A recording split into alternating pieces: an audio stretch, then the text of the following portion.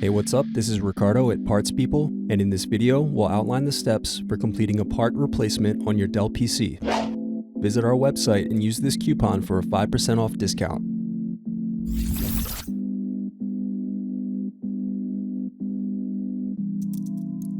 Unscrew and remove bottom base.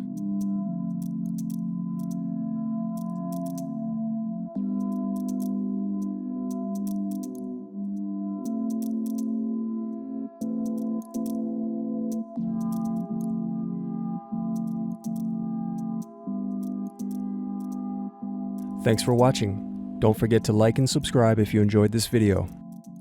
And if you need more, check out this playlist to watch other tutorials for your laptop. You can also click here to find parts for your laptop at partspeople.com.